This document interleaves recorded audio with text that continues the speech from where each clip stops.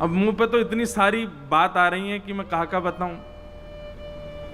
हमारे मथुरा की कभी कचौड़ी खाओ, वहां में आलू की सब्जी में इतनी मिर्च रहे कि बाहर को आदमी चख ना सके।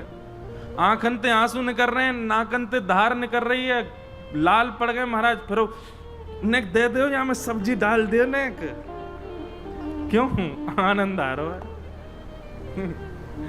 बोलो वृंदावन बिहारी लाल की जय। ब्रज की संबंधी हर वस्तु आनंद देती है, सुख नहीं देती। आनंद चाहे जैसी हो। तो आपको केवल दो चीजों का व्यय करना है। सबसे पहला सत्य स्वरूप मानना है ठाकुर जी को, और दूसरा ये चैतन्य है, ये जड़ नहीं है, ये भावना रखनी है। सत्य और चैतन्य की भावना आप अपने चित्त में रखो, आनंद की भावना ठाकुर जी प्रदान करेंगे। आनंद की भावना श्री लाल जी देंगे। सच्चिदानंद रूपाय, तीन रूप हैं भगवान के। दूसरी बात, विश्वोत्पत्त्यादि हेतवे। ठाकुर जी कौन है? बोले विश्व की उत्पत्ति, पालन और संहार, ये तीन भगवान के काम हैं। दुनिया बनाना, दुनिया का पालन करना और दुनिया का संहार कर देना, ये तीन ही काम है ठाकुर जी के। कल हम श्री रंगनाथ मंदिर दर्शन करने गए रात्रि में, तो जब दर्शन करने गए तो आचार्य जी साथ में थे, वे बता रहे कि जब ठाकुर जी की आराधना की जाती है और उसमें धूप प्रज्वलित की जाती है, तो धूप प्रज्वलन से जो धुआं होता है ना, वो धुआं इतना प्रचंड होता है कि ठाकुर जी एक क्षण के लिए दिखने बंद हो जाते हैं। बोले इसी एक क्षण में ठाकुर जी पूरी पृथ्वी पर घूम करके सबके सुख दुख विचार करके तुरंत आके बैठ जाते हैं। इसीलिए आराधन में धूप का नियम रखा गया कि ठाकुर जी के आगे धूप नैवेद्य करो, सुबह श्रृंगार करो, श्रृंगार करने के बाद में सजा धजा के भोग लगाओ, भोग लगा के आरती, फिर कहते हैं धूप दिखाओ। क्यों? नेक देर के काजे धूप करो, धूप में ठाकुर जी थोड़े से ढक जाएं, उतनी देर ठाकुर जी को अवसर मिलता, उतने अवसर में ठाकुर जी पूरे ब्रह्मांड के सुख दुख सब विचार करके, वैकुंठ के देख करके, देवताओं की सब बात सुन करके एक क्षण में वापस आकर के विराजमान होते हैं। इसलिए धूप नैवेद्य करते हैं। कल पहली बार पता चली है मैं ये बात, मैंने कहा जय हो, आपने अद्भुत बात बताई। इसीलिए धूप आरती होती है हर मंदिर में। पर अब धूप असली बन नहीं रही, इसलिए नेक नेक की धुआं करें। पर यदि वाकु भाव से बनाया जाए तो इतना धुआं तो होना चाहिए कि ठाकुर जी नेक देर को गायब से ही रह जाएं। अब भैया ये सब अपने घर में मत कर लियो, जाके कहीं खुल्लो खुल्लो करते घूम रहे हैं सब रे। अरे भैया कहाँ सुने आयो कथा, पूरे घर में धुआं कर दियो या ने। तो मंदिर की एक बात मैं बता रहा हूं। तो ठाकुर जी का काम क्या है? उत्पत्ति करना, पालन करना और समय की अवधि पूर्ति पर संहार कर देना। एक बालक जैसा स्वभाव है। मिट्टी का कोई घर बनाया, उसको सजाया धजाया, और बालक के मन में आ गई तो पैर मार करके मरद तोड़ दिया।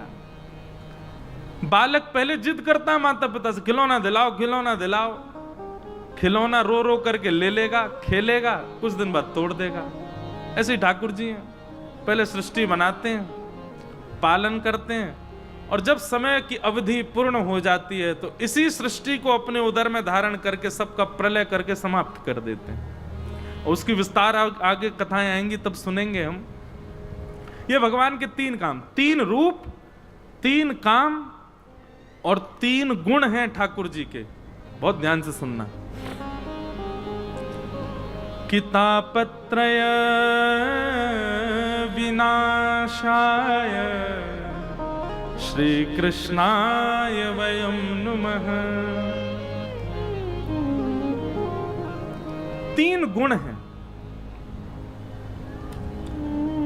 वैसे गुण तो एक ही है, पर तीन भावों से युक्त है। बहुत ध्यान से सुनना।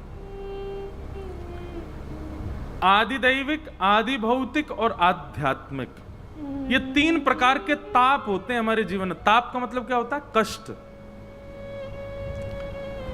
चराचर संसार में कोई भी अगर दुखी है तो इन तीन कारणों से दुखी होगा। बहुत सावधानी से सुनो। सबसे पहला आदि दैविक।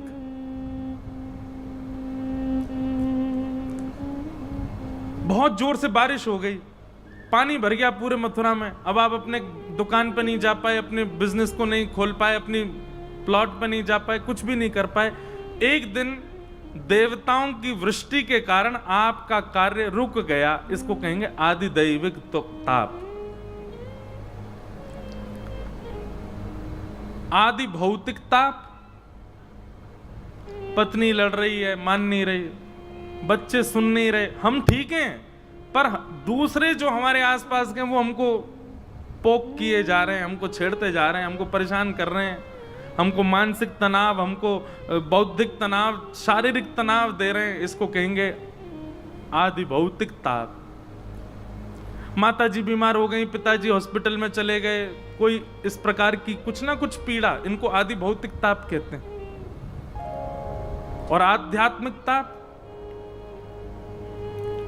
दूसरे की उपलब्धि देख के अपने आप ही दुखी हो रहे हैं। इसको ऐसे कैसे मिल गया, इसको इतना बढ़िया कैसे हो गया, इसकी इतनी उपलब्धि कैसे हो गई, जे ऐसे कैसे हो गया। कुछ नहीं तो मन में ही बनाए जा रहे हैं कुछ ना कुछ, मतलब अपने आप सोच सोच करके दुखी होते जा रहे हैं। ये 3 प्रकार के ताप हैं।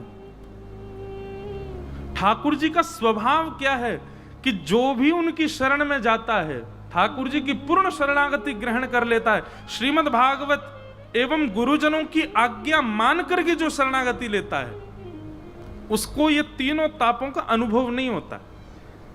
शब्द पर ध्यान दीजिएगा, तापों का अनुभव नहीं होता। ताप नहीं होते ऐसा नहीं है, ताप होंगे पर अनुभव नहीं होगा। हम इस बात को कथा में ऐसे कहते हैं कि श्रीमद् भागवत की कथा और भगवान की शरणागति क्या है, एनेस्थीसिया का इंजेक्शन है। एक बार यदि लग गए हो, सुनने से रह जाओगे, फिर चाहे कछू है जाए, आपको कोई फर्क नहीं पड़ेगा। करोड़न की कमाई है जाए तो ज्यादा प्रसन्नता नहीं, और लाखों को घाटो है जाए तो ज्यादा दुख नहीं। पत्नी अनुकूल है तो भी प्रसन्नता है, पत्नी प्रतिकूल है तो भी प्रसन्नता है। पति मानते हैं तो भी अच्छा, नहीं मानते तो भी अच्छा।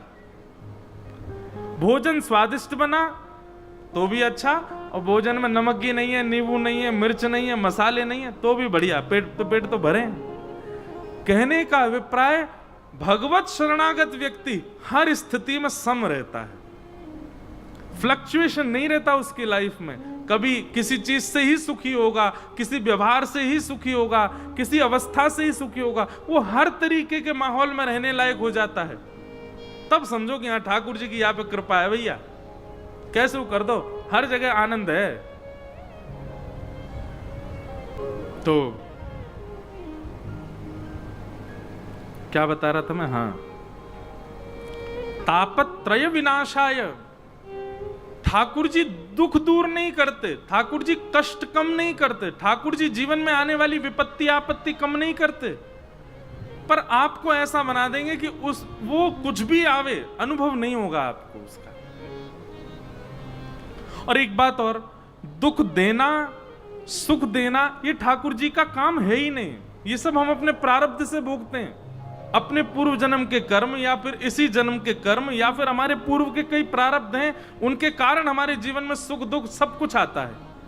ठाकुर जी को इससे मतलब नहीं है। पर हां, अपने प्रारब्ध को भोग रहा व्यक्ति जब ठाकुर जी की शरणागति लेता है तो ठाकुर जी उसको इतना वर्सेटाइल बना देते हैं कि उसको फिर अनुभव नहीं होता, चाहे जो हो जाए प्रसन्न ही रहेगा।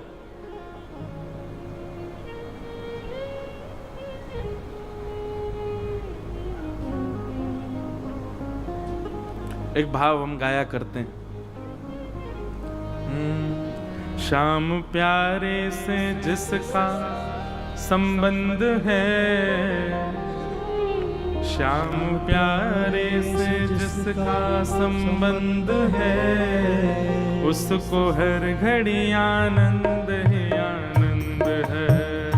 श्याम प्यारे से जिसका संबंध है, उसको हर घड़ी आनंद ही आनंद है।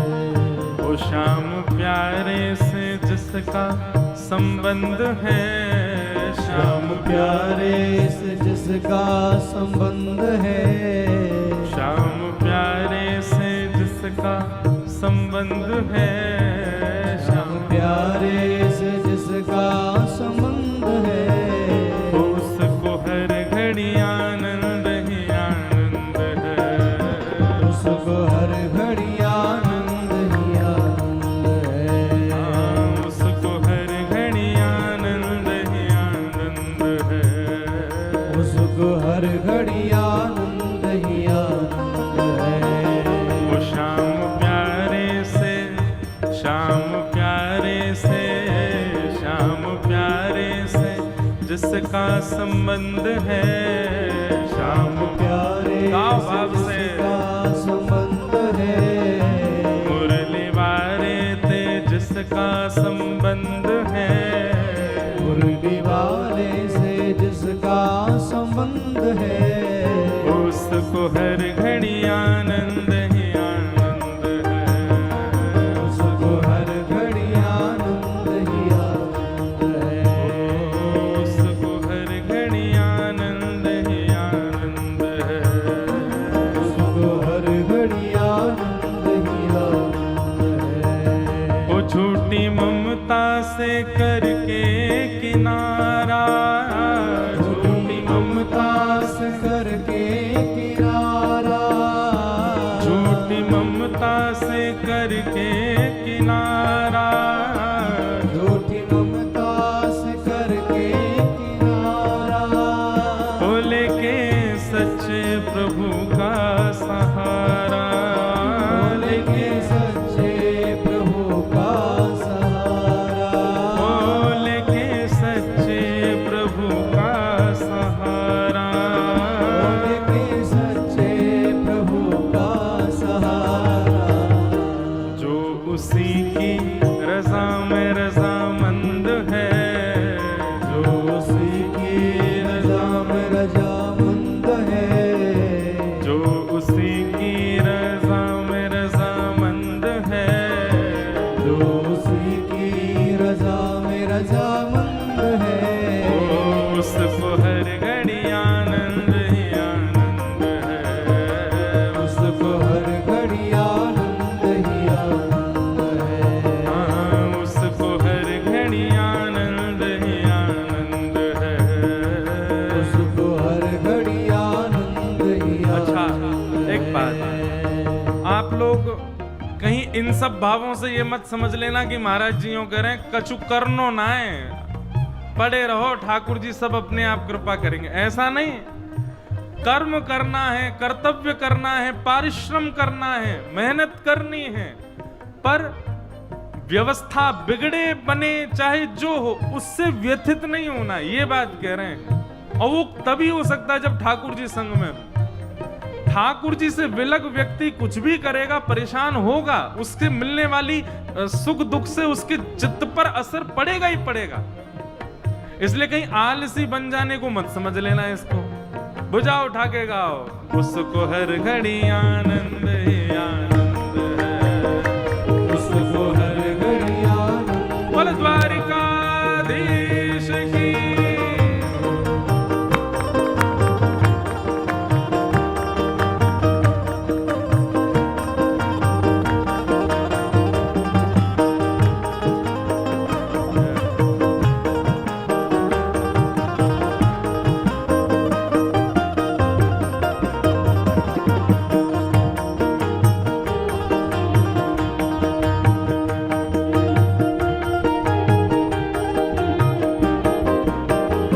संत ऋषियों की वाणी को मानो, संत ऋषियों की वाणी को मानो, संत ऋषियों की वाणी को मानो, संत ऋषियों की वाणी को मानो, ओ प्रेम भक्ति की महिमा को जानो, प्रेम भक्ति की महिमा को जानो, ओ प्रेम भक्ति की महिमा को जानो, ओ प्रेम भक्ति की महिमा को जानो, ओ जिसके हृदय में बाल मुकुंद है, जिसके हृदय में बाल मुकुंद है, ओ जिसके हृदय में बाल मुकुंद है, जिसके हृदय में बाल मुकुंद आनंद में गाओ, उसको हर घड़ी आनंद ही आनंद है, उसको हर घड़ी आनंद ही आनंद है। उसको हर घड़ी आनंद ही आनंद है, उसको हर घड़ी आनंद ही आनंद है। ओ श्याम प्यारे से जिसका संबंध है, श्याम प्यारे से जिसका संबंध है, उसको हर घड़ी आनंद ही आनंद है, उसको हर घड़ी आनंद ही आनंद है। उसको हर घड़ी आनंद ही आनंद है।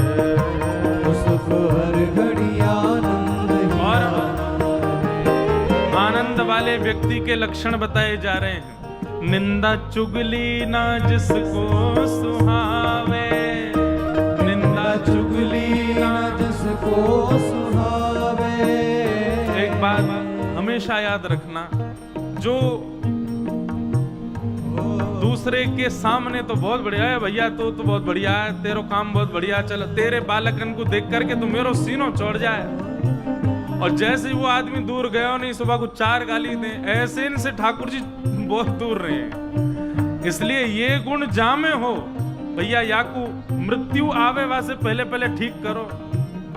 ये गुण यदि भीतर रह गया, भगवत प्राप्ति में बहुत बड़ी बाधा बन जाएगी। नहीं तो जैसे हो प्रत्यक्ष भी वैसे रहो, पीछे भी वैसे रहो।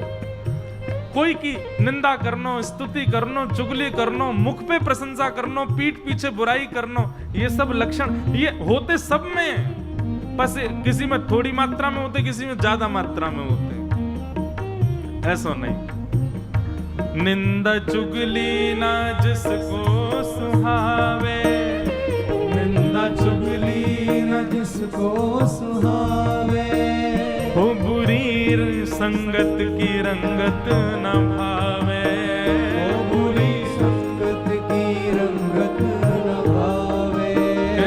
बुरी संगत की रंगत न भावे, बुरी संगत की रंगत न भावे।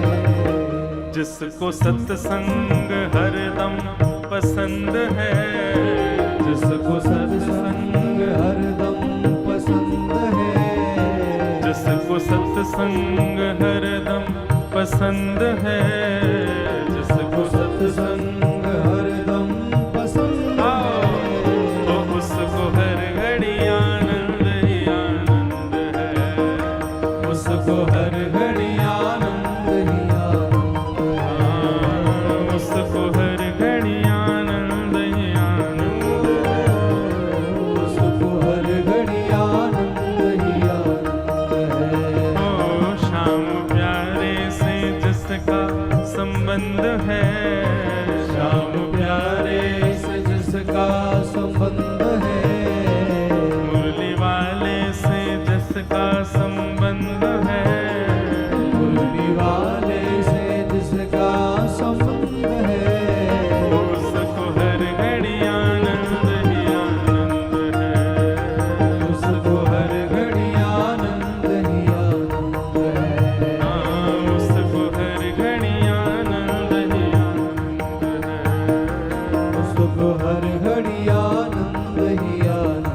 गोविंद बोलो हरि गोपाल बोलो, गोविंद बोलो हरि गोपाल बोलो। हरि गोविंद बोलो हरि गोपाल बोलो, गोविंद बोलो हरि गोपाल बोलो। जय जय राधा रमण हरि गोविंद बोलो।